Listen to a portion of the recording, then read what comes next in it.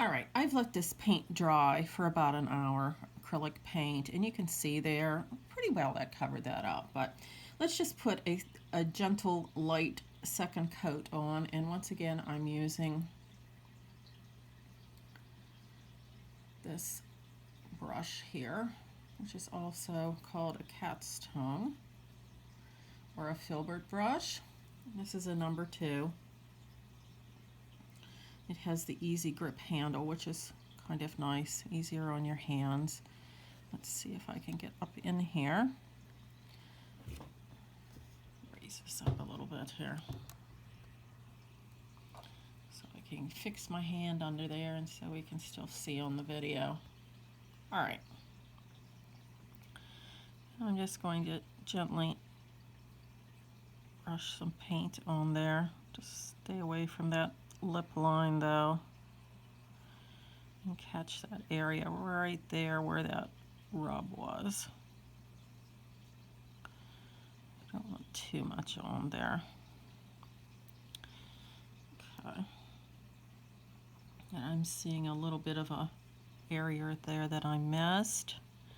So I'm going to go back in, just hit that again. And also over here, now if you do make a mistake, and we all do it at some point in time, you can use that wipeout tool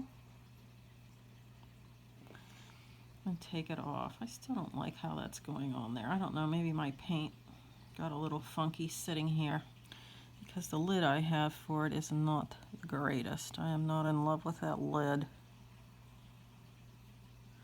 that they sent. There we go.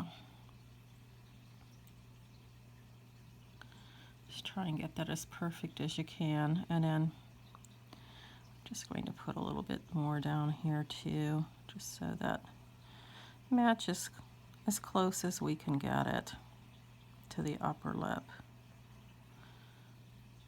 And just feather that out a little bit. Make sure you work out any brush strokes. Okay, and I don't love right there